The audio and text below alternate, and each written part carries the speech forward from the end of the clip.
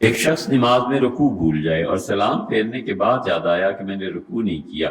اور اس نے نماز کو توڑنے والی چیزوں میں سے کوئی چیز اس کا ارتکاب نہیں کیا، تو ایسا شخص کیا کرے گا؟ اگر کوئی بھی ایسی چیز پیش نہیں آئی، قبلہ رخ بیٹھا ہوا ہے، نہ اٹھا ہے نہ مڑا ہے، نہ اٹھ بھی جائے شاید، لیکن اس نے نماز توڑنے والی کوئی حرکت نہیں کی، جیسے بات چیت کرنا ہے، کھانا پینا ہے، قبلہ سے ہٹ جانا ہے، قبلہ کی طرف پیٹ کر دینا ہے، اس صورت میں فوراً کھڑا ہو جائے،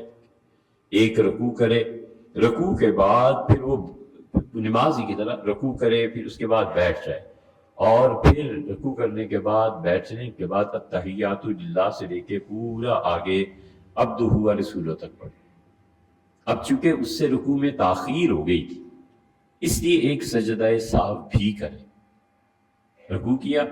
پورا ہو گیا، بیٹھ گیا، بیٹھ کے اس نے التحیات للہ سے شروع کر دیا اور عبدہ و رسولہ تک پہنچ کے سلام پھیر کے ایک اس نے